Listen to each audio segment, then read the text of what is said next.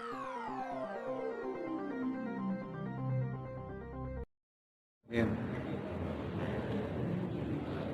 Bismillahirrahmanirrahim. Assalamualaikum warahmatullahi wabarakatuh. Waalaikumsalam. Innal hamdalillah nahmaduhu wa nasta'inuhu wa nastaghfiruh wa na'udzu billahi min shururi anfusina wa min sayyiati a'malina. Man yahdihillahu fala mudilla lahu wa man yudlilhu fala hadiya lahu. Asyhadu an la ilaha illallah wahdahu la syarika lahu wa asyhadu anna Muhammadan 'abduhu wa rasuluhu la nabiyya wa la rasula ba'dahu. Qala Allah ta'ala fi kitabihil karim. A'udzu billahi minasy syaithanir rajim. Bismillahirrahmanirrahim. Ya ayyuhalladzina amanu taqullaha haqqa tuqatih wa la tamutunna illa wa antum muslimun. Allahumma arhamna bil Qur'an. Segenap hadirin wal hadirat yang saya muliakan, orang-orang soleh, tapi pandai, para ustaz, para alim ulama, para tokoh masyarakat yang saya jemput ridhonya, dan para hadirin dan hadirat yang semoga kita sama-sama dirahmati oleh Allah Subhanahu wa Ta'ala. Puji syukur kehadirat Allah Subhanahu wa Ta'ala, kita masih dipertemukan oleh Allah Subhanahu wa Ta'ala di subuh hari ini melaksanakan sholat subuh berjamaah, dan semoga Allah menerima amal ibadah kita di hari ini dan di hari sebelumnya. Salam serta salam kita hantarkan juga kepada junjungan kita Nabi Agung Muhammad Sallallahu Alaihi Wasallam. Allahumma salli wa sallim wa barik. Alhamdulillah, mungkin kurang lebih 12 hari lagi ke depan kita memasuki bulan suci Ramadan. Kalau jasa kita yang imannya masih rendah, yang masih belum dalam kondisi aktif, mungkin inilah saatnya kita berbahagia. Kita baru bisa merasakan bahagianya masuk bulan suci Ramadan itu. Tapi bagi orang-orang yang hatinya bersih, yang imannya kuat, kepercayaan kepada Allah tinggi, maka dia sudah berbahagia dengan bulan Ramadan itu jauh-jauh sebelum hari. Mungkin kalau kita bandingkan sebagaimana disabdakan yang disampaikan oleh Imam Ibnu Rajab Al-Hambali, ya, bahwa para sahabat dan para tabi'in itu membagi satu tahun itu menjadi 2 bagian saja. 6 bulan sebelum Ramadan dan 6 bulan setelah Ramadan. Jadi 6 bulan sebelum Ramadan mereka sudah menyambut bulan suci Ramadan itu sendiri. Jadi 6 bulan sebelum Ramadan mereka lalui hari-harinya hanya untuk menyambut bulan suci Ramadan. Kenapa? Karena mereka sudah bisa mencium bau surganya Ramadan. Kata para ulama, bau surga Ramadan itu akan tertutupi dengan nuktah-nuktah maula di dalam hati kita. Maka kalau kita yang sudah 6 bulan sebelum ini sudah berbahagia dengan maulatan bulan suci Ramadan, sudah menunggu 6 bulan lagi Ramadan dan senang, maka itu sebagai simbol bahwa di hati kita nuktah-nuktah dosanya kecil, sedikit. Tapi kalau kita yang sampai hari ini enggak merasakan itu senangnya Ramadan, gitu ya, maka kita perlu introspeksi. Sudah dekat 12 hari yang akan datang, kita belum senang juga. Nah itu ada yang salah. Atau bahkan mungkin sudah masuk Ramadan dia belum ngerti. Dia ngerti Ramadan itu sudah ada margin, sudah margin puasa. Tapi nggak merasakan hebatnya Ramadan. Surganya Ramadan hanya dirasakan oleh orang-orang yang imannya benar. Kalau nggak benar ya Ramadan itu hari-harinya sama aja, bangun subuh hari-harinya sama terus. Yang puasa paling ikut teman-temannya puasa aja, nggak ada perubahan. Makanya makhluk terbaik di bumi dan makhluk terbaik di langit mendoakan orang yang sudah masuk Ramadan, tapi setelah Ramadan dia meninggalkannya tidak diampuni, maka dia termasuk orang yang celaka. Kata malaikat Jibril, makhluk terbaik di langit mendoakan seperti itu. Rasulullah menjawab, ya Ramadan itu bulannya tempat ampunan, ya. Tapi ada yang nggak diampuni masa kebangunan. ibaratnya tuh ada, kalau misalnya pernikahan tuh ada yang lempar hadiah gitu ya, lempar permen buat anak-anak tuh. Anak-anaknya cuma 5 orang, tapi yang dilempar hadiahnya tuh ratusan. Anak-anak ada yang nggak dapat, ada kebangetan banget gitu ya. Nah, jadi orang yang tidak diampuni ketika Ramadan berlalu, maka dia kebangetan sekali. Bahasa Rasulullah celaka. Maka semoga kita yang di sini diberi keistimewaan oleh Allah Subhanahu wa taala dalam menyambut bulan suci Ramadan ini, diberikan hati yang bersih menyambut bulan suci Ramadan, dan diberi kekuatan dalam menjalaninya di awal, di tengah, dan di akhir. Jadi kalau kata para ulama, salah satu tanda diterimanya bulan suci Ramadan, 10 hari pertama kalau diterima, maka dia akan meningkat ibadahnya di 10 hari yang kedua.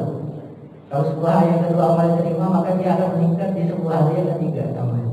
Tapi kalau 10 hari pertama bagus, 10 hari kedua turun, berarti ada yang perlu ditingkatkan. Masyarakat muslimin rahimakumullah ta'ala. Kita lanjutkan pembahasan kita masih terkait tentang hukum Islam dan hukum dalam Islam ya. Kita sudah bahas 2/4 dari pembahasan terkait hukum dalam Islam. Kita sudah membahas tentang siapa yang berhak, siapa yang kompeten terhadap memetik, mengistinbat, mengambil, membuat kesimpulan terhadap hukum tersebut. Kita sudah pelajari tentang hasilnya, yaitu ada 10 hukum syariat yang beriman. Ada wajib, sunnah, mubah, makruh, haram, dan ada 5 hukum wabah, rukun, syarat, mani, sah, batal, asma. Sekarang kita masuk yang 3/4 yang kedua, yaitu sumbernya, sumber mengambil dalil dari agama Islam itu seperti apa ya? Jadi ada istilah dalil syariah, ada istilah hujjah, ada istilah dalil syariah, ada istilah hujjah. Dalil itu kalau dari segi bahasa artinya petunjuk. Al-mursyidu ila maqsud, menunjuk kepada sesuatu yang mau dituju, itu dalil. Kalau kita mau ke tempat suatu tempat nih, kita nggak tahu jalan ya, kita pakai Google Map. Google Map itu dalil. Ya kalau sekarang tuh aman, kalau nggak bisa kemana-mana tenang, ada Google Map gitu ya. Kalau imannya para driver tuh sekarang kadang goyah ya, dia aman, yang penting ada Google Map gitu ya. Padahal yang penting itu pertama aman, ada Allah itu, baru ada Google Map. Yang penting ada Google Map dan ada sinyal gitu ya. Nah itu dalil. Kalau misalnya kita jalan, kita nggak tahu ini jalan tol atau bukan, ini jalur motor atau jalur mobil, nah, itu ada rambu-rambu itu dalil. Itu secara umum dalil itu menunjukkan kita terhadap sesuatu. Tapi kalau dalam dalil syariah yang disebut dengan dalil itu adalah ma yustadallu, apa yang bisa dijadikan sandaran. Jadi ada yang apa saja yang bisa dijadikan sandaran. Kalau bahasanya apa saja, berarti kemungkinannya dia lebih dari satu ya. Kalau saya tanya siapa saja di dalam masjid, maka kemungkinan jawabannya bapak ini, bapak ini, bapak ini gitu ya. Tapi kalau saya tanya siapa di dalam masjid, berarti kemungkinannya bapak ini, satu orang ya. Apa saja yang bisa dijadikan sumber berpegang untuk menjadi petunjuk. Ma yustadallu bin nazri sahihi fihi, dengan cara pandang pemahaman yang benar ya. Jadi sandarannya benar, pemahamannya juga benar, itu dalil. Jadi ada sandarannya benar tapi pemahamannya tidak benar.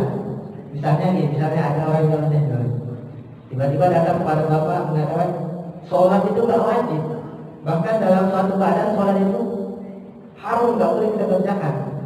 Kenapa? Dia bilang ada ayat yang mengatakan fawailul lil musallin, maka celakalah orang-orang yang sholat. Nah, ini fawailul lil musallin secara ayat Al-Quran benar nggak? Fawailul lil musallin ada dalam Al-Quran ya. Dan kalau kita belajar ilmu tajwid, kalau kita pas bab wakaf ibtidah, wakaf tamu atau cara berhenti yang sempurna itu salah satunya berhenti di setiap ujung ayat ya. Fawailul lil musallin berarti di ujung ayat sudah sempurna secara istadallu, sudah bukan udah kuat nih.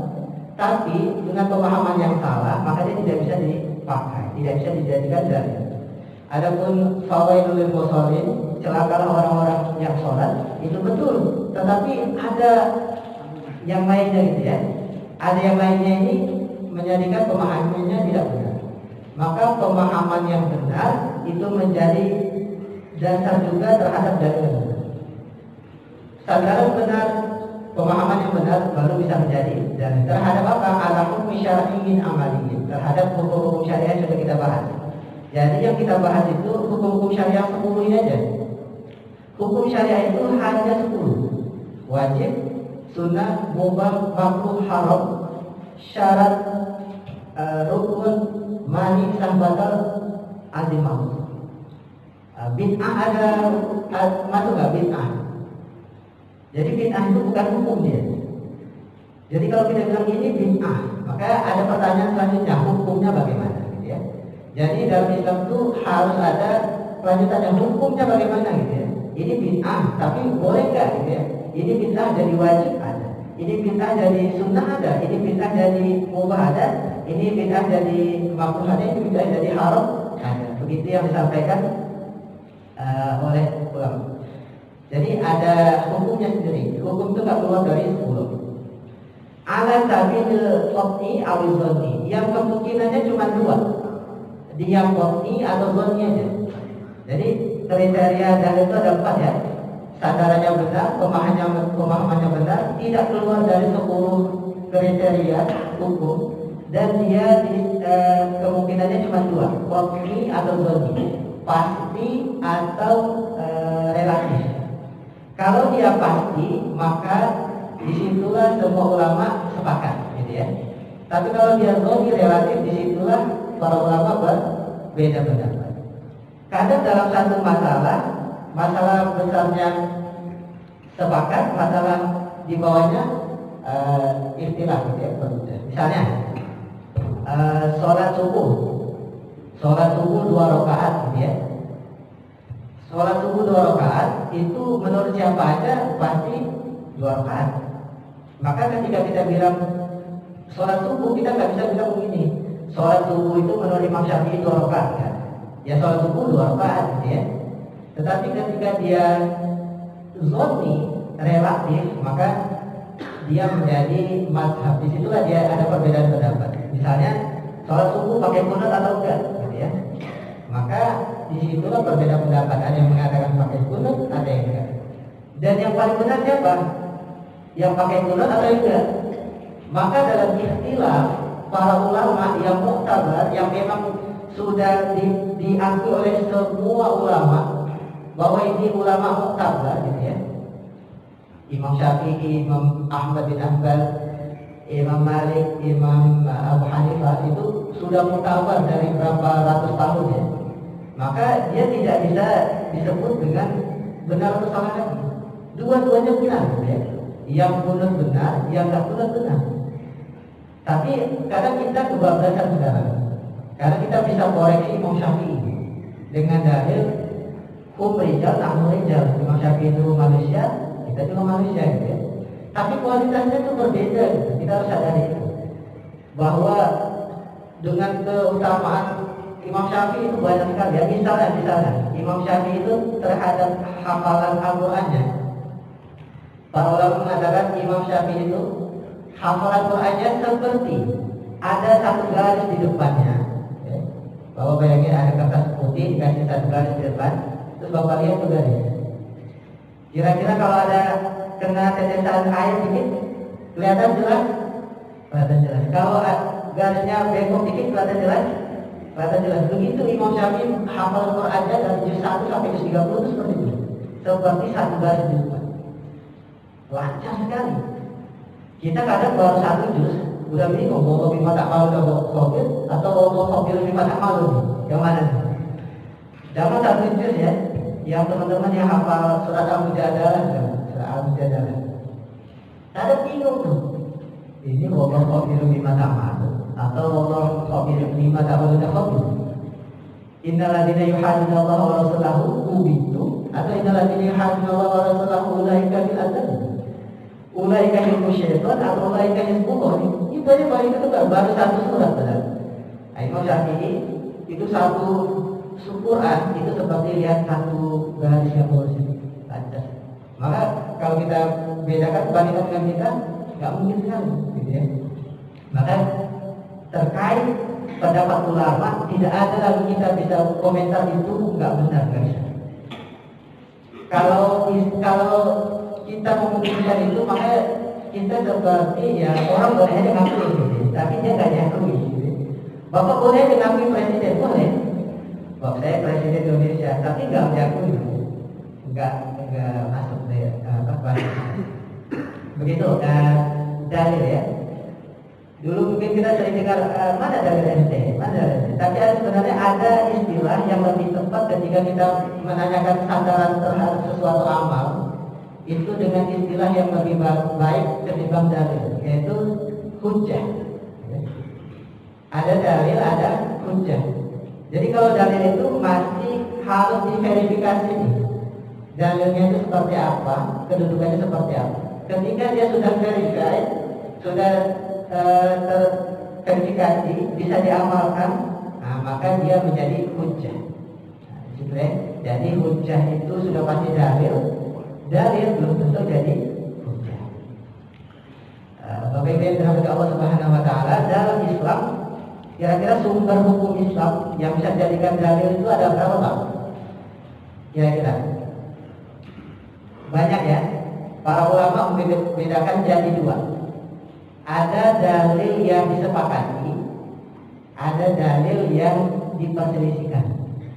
Maksudnya diperselisihkan itu sebagian menerima, sebagian nolak, ya. Sebagian menerima, sebagian nolak. Tidak semua sepakat. Yang disepakati hanya 4, yaitu Al-Quran sudah pasti, ya. Kemudian yang kedua sunnah. Yang ketiga sunnah sudah tidak, nanti kita bahas sedikit. Ijma. Ijma itu kesepakatan para ahli ilmu, ya. Meskipun tidak bertemu, ya. Jadi dia tidak secara fisiknya, tapi lebih kepada pendapatnya. Kalau fisiknya yang bertemu namanya ijtima, ya. Kalau ada perkumpulan menyepakati sesuatu, semua kumpul di situ, badannya ikut, nah itu namanya ijtima. Tapi kalau cuma pemikiran, kadang nggak ketemu gitu ya, ijma. Nah, ijma itu suatu sumber hukum Islam yang baik. Kemudian yang selanjutnya kias. Kias itu sumber hukum yang metodenya mencari hukum yang baru yang belum ada hukumnya dengan menarik hukum yang sudah ada di zaman Rasulullah. Dengan dicari kesamaannya. Kesamaannya itu apa? Bisa nggak ada samaannya enggak? Nah itu namanya kias. Dan mayoritas hukum itu banyak lahir dari kias. Kias itu misalnya hukum bir bintang, minuman bir bintang, ya. Zaman Rasul ada nggak bir bintang? Nggak ada. Bir bintang yang penting mau bawakan aja. Jadi dicari nih. Kalau nggak dicari kiasnya, maka semua produk minuman khamr itu nggak bisa dilarang. Harus ada larangan pasca Rasulnya. Kalau cari dalil Al-Quran nggak mungkin ada, hadisnya nggak mungkin ada yang mungkin bir bintang hal mungkin. Maka dicari kias. Nah, kias itu dicari oleh para ulama, apa di titik temunya itu di mana? Akhirnya ketemuan titik temu khamr itu adalah satu memabukkan dari segi efeknya, dua dari segi sumbernya dia dari buah-buahan. Maka ketika dia memabukkan, kita minumnya, kalau dia memabukkan, asal ada memabukkan, mau sedikit mau banyak dia khamr. Kalau muskirin khamr, setiap memabukkan khamr. Qaliluhu wa kathiruhu haram. Sedikit dan banyaknya itu jadi haram. Nah, itu kalau diminum. Tapi kalau dimakan, dipakai sholat misalnya, nah itu kan para ulama berbeda pendapat. Kenapa? Yang membolehkan, karena alkohol itu sumbernya juga dari tanaman. Tanaman boleh nggak dipegang? Boleh. Kita pakai pribadi ya boleh, tanaman gitu ya. Tapi kalau yang nggak boleh itu kan khamr itu najis gitu, kotor. Ya nggak mungkin kita mau ketemu yang zat yang maha suci kita pakai itu ya. Maka ada perbedaan pendapat ya. Tapi yang untuk yang lebih aman ya kita jangan pakai yang pakai alkohol ya. Selama ada yang non alkohol pakai yang non alkohol. Kecuali sudah nggak ada yang non alkohol, semua bau ketek semua, ya udah pakai yang pakai alkohol. Biar nggak bodor gitu ya. Tapi sekarang sudah semua. Nah itu konsepnya itu seperti itu. Al-Quran, Sunnah, Ijma dan Qiyas itu disepakati oleh semua ulama bahwa itu sumber hukum dalam Islam. Adapun nanti beberapa hal kecil yang tidak disepakati itu ada. Al-Quran tidak disepakati misalnya dalam hal qiraah syadzah ada yang seperti itu. Sunnah juga seperti itu. Hadis dhaif itu bisa dipakai atau enggak tidak disepakati ada. Jadi secara konsep besar mereka disepakati. Ada juga dalil yang tidak disepakati. Misalnya syar'un man qablana, syariat umat kita sebelum Nabi Muhammad SAW. Sebelum Nabi Muhammad sudah banyak rasul ya, sudah banyak syariat. Nah itu syariatnya itu bagaimana? Bisa dipakai untuk kita lagi atau enggak? Gitu ya. Itu syariat umat terdahulu. Nah kalau dia sudah dijelaskan Rasulullah bahwa ini syariat dulu, tapi kita nggak boleh pakai lagi, namanya syariat bulgh. Nah itu sudah jelas Rasulullah bilang dulu dipakai, sekarang nggak boleh lagi. Nah syariat bulgh itu sudah jelas ya. Misalnya syariat Nabi Musa ketika mau tobat caranya bunuh diri gitu ya. Kalau orang syariat Nabi Musa dia murtad, dia bikin dosa besar, cara nembus dosanya adalah bunuh diri. Faqtulu anfusakum, bunuhlah dirimu. Zalikum khairul lakum in kuntum ta'lamun. Itu lebih baik untukmu seandainya kamu mengetahui. Maka syariat itu Rasulullah bersabda itu sudah hilang. Nggak kita pakai lagi. Kalau mau kita bersihkan dosa, taubat kita udah enak banget, nggak perlu bunuh diri ya. Taubat aja. Atau bersihkan baju. Kalau baju zaman Nabi Musa kena najis, maka yang najis itu dipotong, dibuang. Kalau orang kaya amat ya tinggal buang. Kalau orang miskin tidak. Nah, tapi kalau di zaman kita enggak, sudah Rasulullah dicuci ya. Cuci bersih ya. Jadi syariat itu syariat bulgh. Dulu ada, Rasulullah tegaskan udah nggak pakai lagi, nah itu aman, itu nggak jadi masalah. Ada syariat dulu yang Rasulullah tegaskan juga ini masih dipakai, dan itu banyak sekali, ya. Khitan, sa'i, haji, tawaf itu syariat terdahulu yang disepakati Rasul ini masih dipakai. Kurban gitu ya banyak sekali. Nah ada syariat yang dulu sekarang belum disepakati Rasulullah, itu dia syariat maqbul. Ada lagi mazhab sahabat. Jadi kadang sahabat berfatwa, tapi sahabat nggak tentukan, nggak disebutkan kepada Rasul. Nah itu namanya mazhab sahabat. Ini bisa dipakai atau enggak? Nah itu juga jadi tentukan. Atau misalnya uruf itu kebiasaan. Uruf itu kebiasaan. Ada perbedaan uruf dengan adat. Kalau uruf itu kebiasaan yang sudah pasti baik. Nah, kalau ada kebiasaan kadang baik kadang buruk. Maka yang bisa jadi landasan dalil itu adalah uruf, kebiasaan yang baik. Dan ini sangat membantu sekali. Sebagai contoh membantu misalnya gini ya.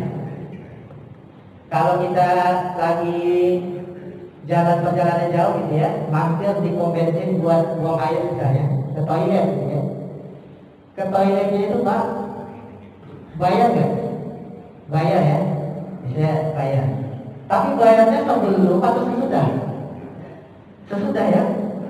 Nah, dalam Islam itu konsepnya biasanya gimana? Akad dulu baru itunya, atau kita melakukan dulu baru akad? Islam itu akad dulu ya. Nah, nikah dulu baru nyoblos, nggak boleh nyoblos dulu baru nikah, nggak boleh. Dan kalau dari Islam seperti itu ya. Juga seperti itu karena kita masuk dulu belum bayar. Itu kalau dari hukum muamalah ada sisi gorornya, benar ya? Kita belum tahu nih ini yang masuk nih mau ngapain, mau mandi, mau apa, cidukannya berapa, kadang sampai habis airnya atau ada yang dikit, goror ya. Atau kita nggak tahu bayarnya di berapa dikali ditulis, tiba-tiba 10.000 nggak tahu. Mahal banget bang, iya gitu, nggak tahu kita kan gurur. Tapi karena sudah kebiasaan kita di mana-mana di sini, kebiasaannya 2000, maka kebiasaan kita masuk duluan pakai duluan, itu menjadi dimaafkan karena ada urus. Jadi sangat dan banyak sekali urus itu yang membantu umat muslim dalam, kalau nggak kayak gitu susah juga. Kita mau belanja gitu, mau belanja yang harus ada akadnya. Belanja online, kita belanja online nggak pernah ketemu sama yang jual online-nya. Pak saya mau beli ini, saya terima, nggak bisa. Nah, tapi karena ada urus gitu, maka bisa menjadi boleh. Nah, borongnya pun menjadi bisa dimaafkan karena borongnya kecil. Nah, itu urus. Ada juga saddu zari'ah. Saddu zari'ah itu menutup zari'ah sarana atau sarana ya. Menutup sarana maksudnya apa? Sesuatu ini sebenarnya boleh, tapi kita tahu nanti kedepannya itu efeknya bakal buruk. Nah, maka kita tutup dulu biar nggak terjadi buruknya. Nah, itu boleh nggak sebenarnya? Kita mengharamkan, melarang sesuatu yang boleh. Nah, itu kan dasar dari misalnya bapak punya tanah banyak nih, tanah banyak. Ternyata ada satu bagian tanah bapak itu tempat orang jalan banyak. Orang jalan itu. Bapak karena merasa tanah bapak pengen bikin lubang di situ. Lubang ya. Nah, itu namanya nggak boleh buat lubang itu. Kenapa? Dari menutup jalannya terjadi kemudaratan, ya. Nggak tahu ada orang naik motor masuk ke lubang. Tapi kalau kita nggak ada belajar itu, kita tanah saya, ente seharusnya berterima kasih lewat sama tanah saya, gitu ya. Yang saya mau lubang biarin aja. Nah, itu ada dari nutup terhadap sesuatu yang sarana yang mungkin nanti bikin buat. Ada lagi istisna, istislah, istishab dan lain sebagainya. Nah, itu adalah sumber hukum dalam Islam. Ada yang disepakati, ada yang tidak. Nah, ini yang nanti akan kita bahas lebih dalam satu persatu dalam pembahasan kita yang masuk 3/4 ini. Sebagai gambaran nanti kita akan lebih menarik itu di pembahasan keempat. Setelah kita tahu siapa yang berhak menarik hukumnya dan apa itu hukumnya, sumber hukumnya apa, nanti baru kita belajar yang di versi keempat, metodologinya.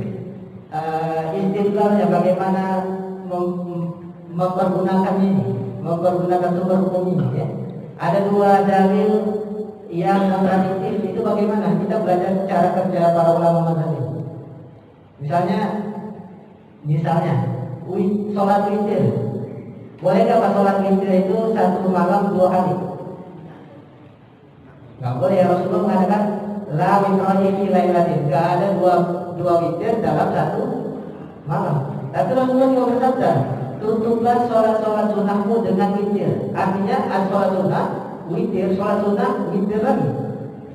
Nah, satu mengatakan nggak boleh sholat sunnah witir 2 kali. Ada satu Rasulullah bersabda, sholat sunnah, tutup sholat sunnahmu dengan witir. Bapak sholat malam nih, tutup witir. Nah, nanti misalnya bangun lagi sholat, tutup lagi. Sahabat ada yang melakukan dua-duanya, ada yang melakukan takut kesiangan, sholat subuh sebelum sholat witir sebelum tidur. Ada nanti udah bangun sholat lagi. Nah, itu gimana tuh? Nah, itu nanti kita belajar 2 dalil yang kira-kira kontradiktif, tapi sebenarnya nggak kontradiktif. Nah, itu bagaimana itu? Ta'arun al-adillah. Nah, nanti di pembahasan 4/4 ya, bagian keempat terakhir. Kita sekarang bahas dalam sumber hukumnya dulu.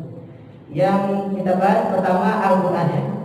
Jadi kalau para ulama mengatakan sumber hukum Islam itu sebenarnya cuma Al-Quran. Al-Quran satu saja.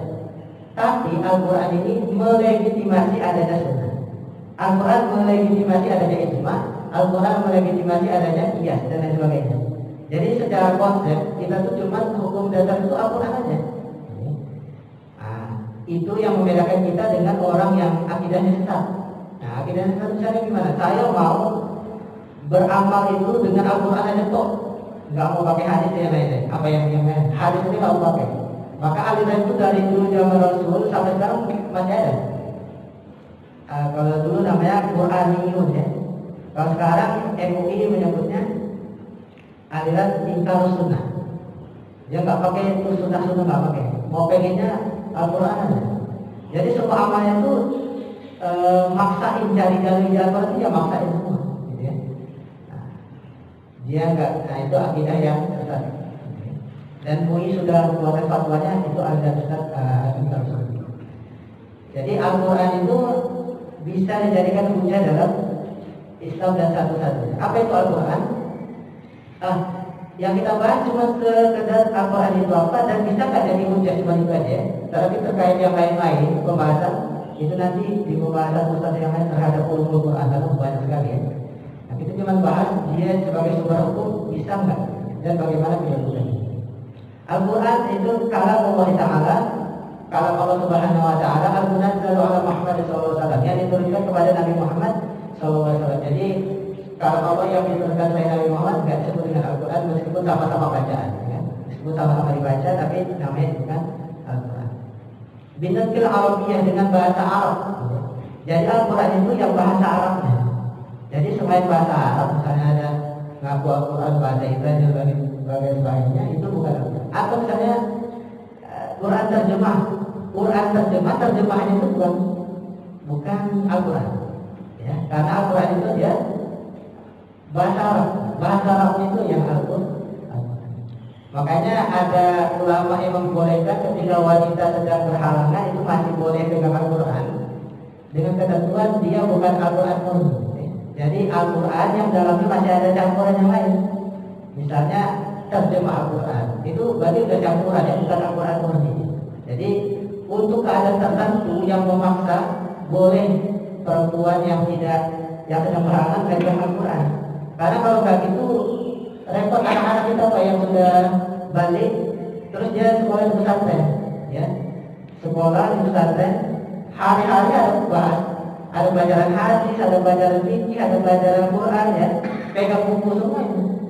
Nah, kalau nggak boleh pegang Al-Quran sama sekali maka nggak bisa. Makanya kalau dia ada campuran bahasa Arabnya dengan yang lain maka itu diperbolehkan dengan kondisi yang ada yang hafiz Quran misalnya, dia harus murojaah.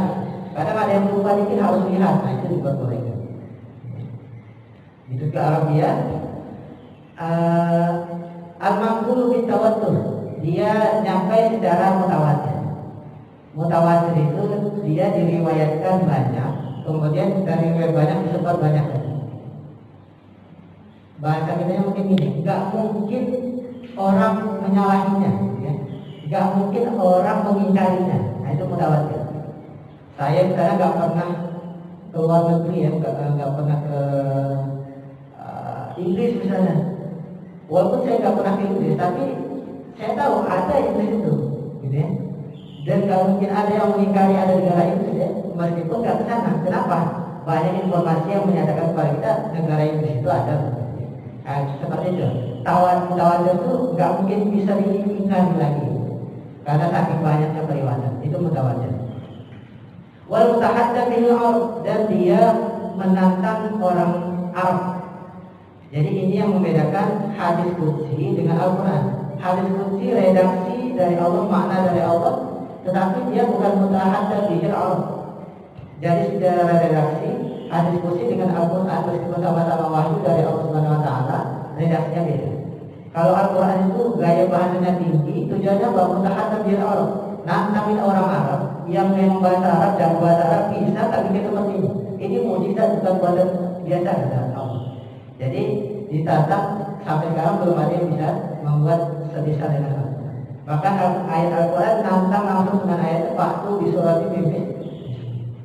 Gak bisa satu surat Faktu di asli surat datangkan satu ayat 10 ayat gitu ya, nggak bisa juga.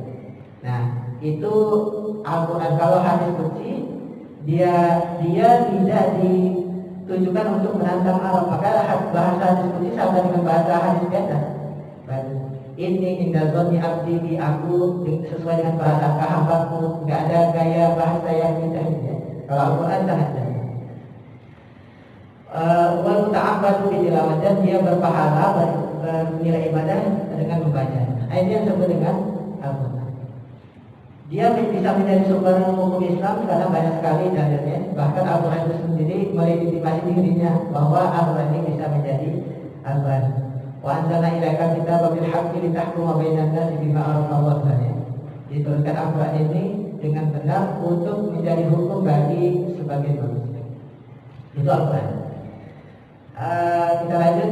Al-Quran cukup sampai situ ya, karena pembahasan yang lain-lainnya itu dibaca di YouTube.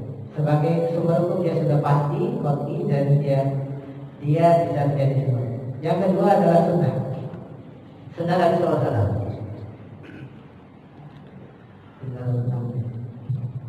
Sunnah Nabi SAW itu secara bahasa artinya jalan, torikoh, jalan ya. Sunnah Nabi jalan.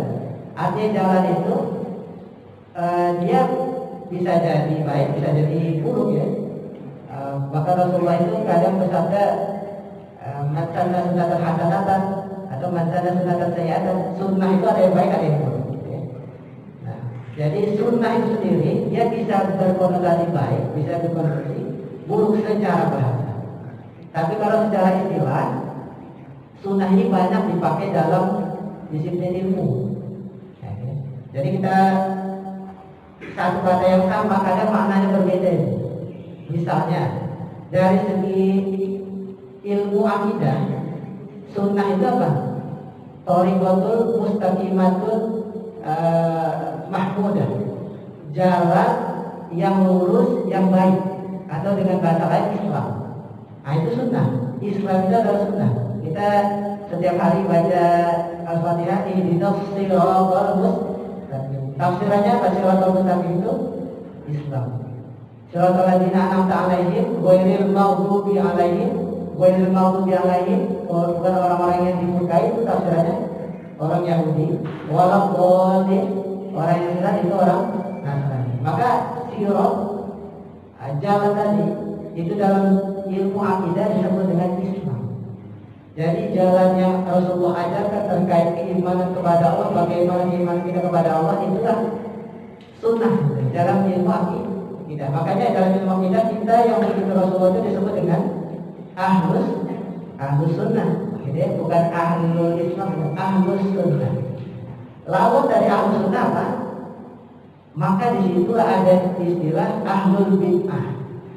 Ahlul bid'ah itu dalam definisi ilmu akidah.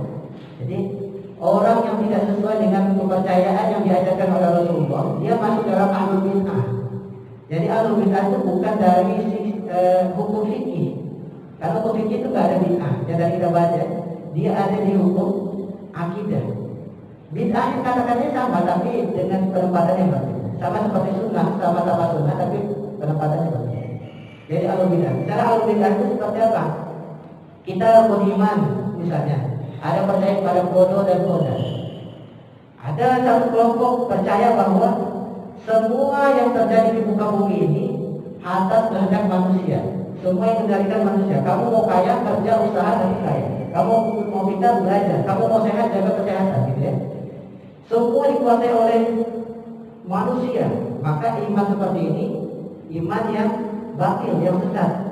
Nah ini yang disebut dengan golongan qadariyah. Semua kekuatan manusia. Maka ini itu yang disebut dengan ahlul bid'ah. Atau sebaliknya, dia percaya bahwa semua yang terjadi ke atas kehendak Allah. Saya maling karena Allah, saya malas karena Allah, saya nggak sholat karena Allah gitu. Nah itu juga sesat juga. Nah itu juga disebut ahlul bid'ah. Itu yang disebut dengan, kalau kita ahlus sunnah, ada porsi kita sebagai makhluk ikhtiar, ada porsi Allah sebagai penentu. Makanya ada istilah kita itu percaya kepada sebab itu syirik, meninggalkan sebab itu haram. Ya, percaya kepada sebab itu syirik, meninggalkan sebab itu haram. Misalnya bodoh, kita bodoh nih, belajar, ya kan? Ketika kita pintar setelah belajar, kita percaya kita pintar karena kita belajar, itu syirik. Karena Allah yang memberi kita ilmu. Tapi kalau kita meninggalkan pintar, kita bodoh terus, nah itu haram. Sakit. Ketika kita sakit, biar sehat ngapain? kita ikhtiar, kita berobat. Ketika sudah sembuh, kita percaya kita sembuh karena berobat, itu syirik. Tapi kalau kita meninggalkan antar Allah sembuhkan, nah itu haram. Bahkan ada sampai meninggalkan dan berobat. Kenapa? Ada porsi kita sebagai makhluk, ada porsi Allah sebagai badan. Nah itu akidah Ahlus Sunnah wal Jamaah. Nah, sunnah dalam definisi ilmu akidah itulah jalan yang Rasulullah tempuh, yaitu agama Islam. Dari segi ilmu fikih, sunnah itu apa?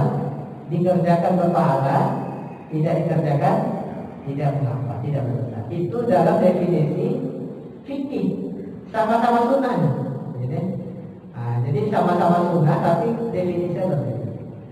Menurut fikih, sunnah itu dikerjakan dapat pahala, tidak dikerjakan tidak berdosa. Bukan berarti orang yang tidak melakukan itu bukan ahlu sunnah. Ya.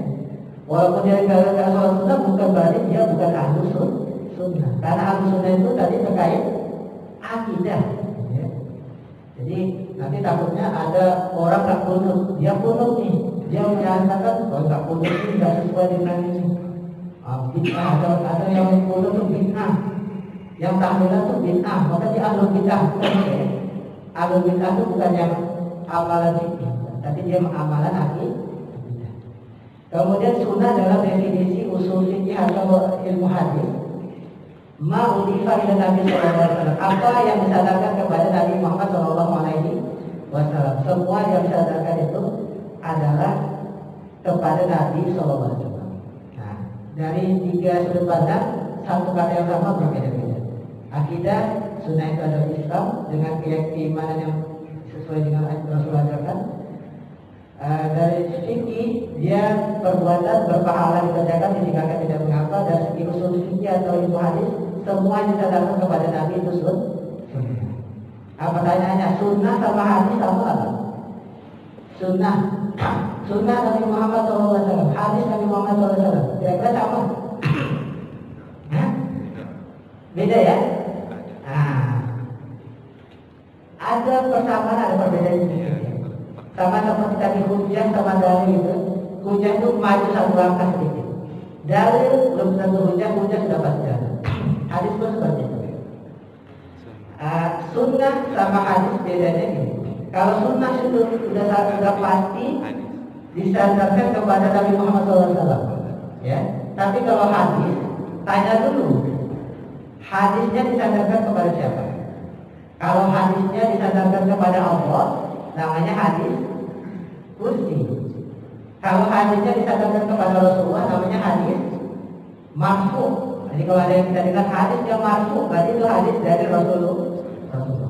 Kalau kita dengar ada hadis mauquf, nah itu berarti hadis yang disandarkan kepada para sahabat.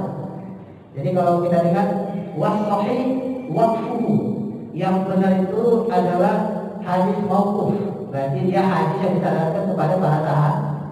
Ada lagi hadis yang disandarkan kepada tabi'in, namanya hadis maktub. Nah, jadi kalau kita dengar hadis maktub itu bukan dari Rasul. Beda ya. Tapi kalau sunnah sudah pasti Rasulullah. Sunnah Rasul sudah pasti. Hadis kita lihat disandarkan kepada siapa dulu? Hadis kepada Allah, hadis qudsi kepada Rasulullah, hadis marfu kepada sahabat, hadis mauquf kepada tabi'in, hadis maktub. Itu perbedaan yang pertama ya.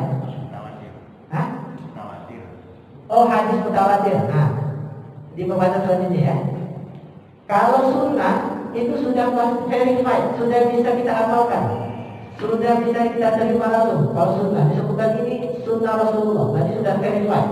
Kita nggak perlu lagi teliti ini bisa. Tapi kalau hadis, dia masih ada kemungkinan diterima atau kemungkinan ditolak. Kita lihat tadi misalnya kata orang hadis mutawatir. Kalau hadisnya mutawatir, udah berarti otomatis bisa verified ya. Tapi ada hadis selain mutawatir. Nah itu hadis dilihat dari sisi banyaknya jumlah periwayatan. Dibagi dua, ada hadis mutawatir, ada hadis ahad. Kalau hadis mutawatir yang kayak tadi ya, riwayatnya banyak, turunannya banyak, mustahil diingkari. Nah itu mutawatir. Tapi ada hadis ahad. Hadis ahad dibagi tiga. Kalau dia hadis ahad itu dari bahasanya satu ya, tapi dari aplikasinya nggak mesti satu banget ya. Kalau hadisnya cuma satu aja riwayat namanya hadis ahad aziz. Ada namanya hadis ahad riwayatnya dua, namanya hadis ahad ada hadis jadi hadis satu ada tiga, ada masyhur, ada aziz, satu lagi ada apa ya? Jadi yang riwayatnya satu, ada yang riwayat dua, ada yang lebih dari dua tapi nggak banyak. Nah itu juga hadis ahad namanya. Tapi belum naik kepada mutawatir. Nah itu dari segi banyaknya jumlah periwayatan itu ada seperti itu. Ada yang banyak, ada yang sedikit. Dari segi itu tadi kuantitas ya, ada dari segi kualitas periwayatannya. Maka ada hadis sahih, ada hadis hasan, ada hadis dhaif.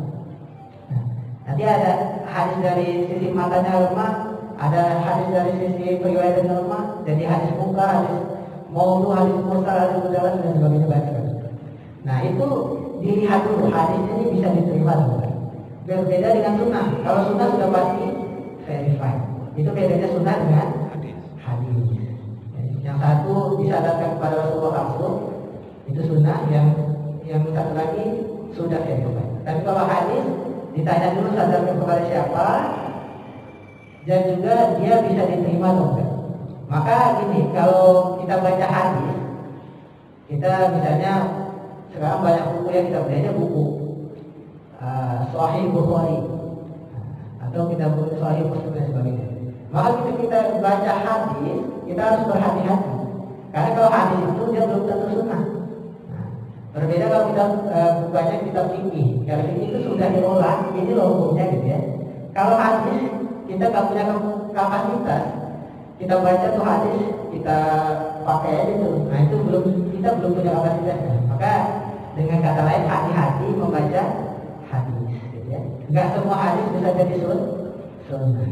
Jadi hadis itu nanti, kita bahas selanjutnya.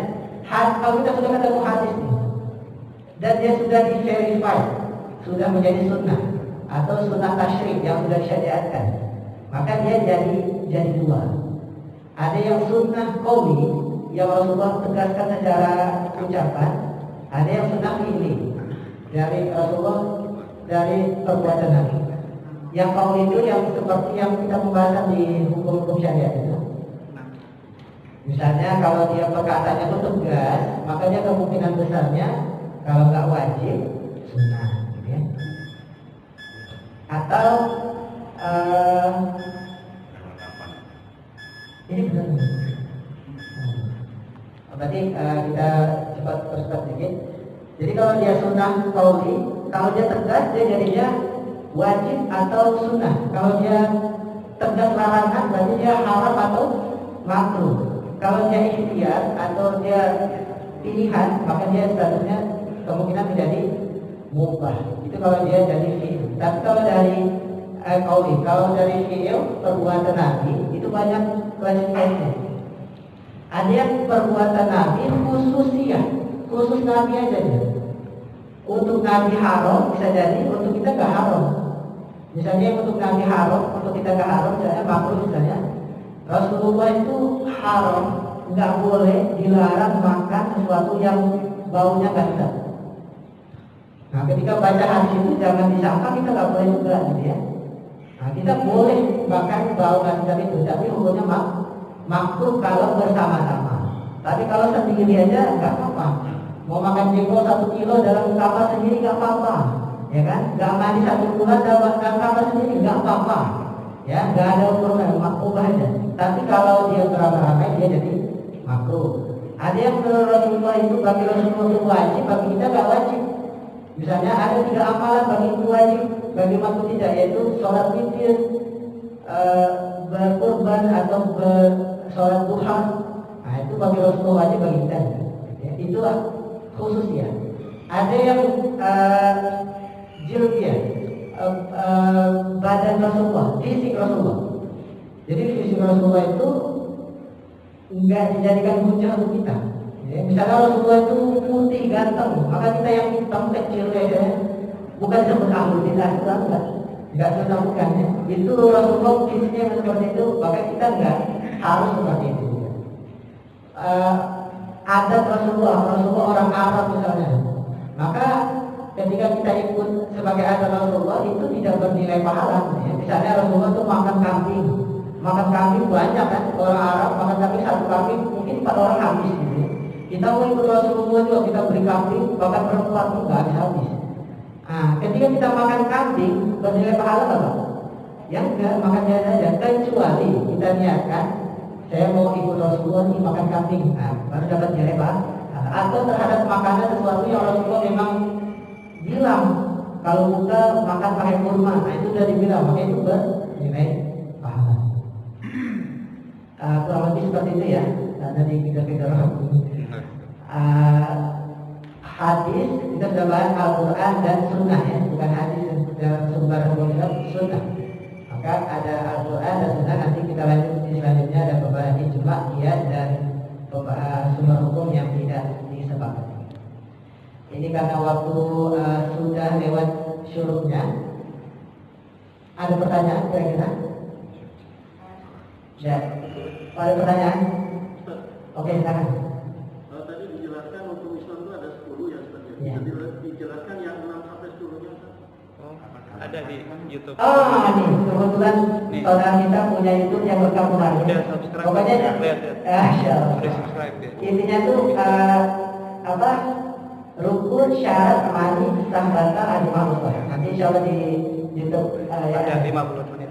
Mas Hayy. Udah terjawab. Tapi insyaallah. Biar lebih jelas. Ada lagi? Kita Ibu-ibu tadi nanya. Oh, ibu-ibu nggak ada.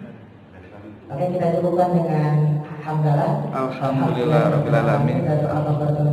Subhanakallah wa bihamdika asyhadu an la ilaha illa anta astaghfiruka wa atubu ilaik. Mohon maaf dan batin bila terjadi hidayah. Assalamualaikum warahmatullahi wabarakatuh. Waalaikumsalam warahmatullahi wabarakatuh.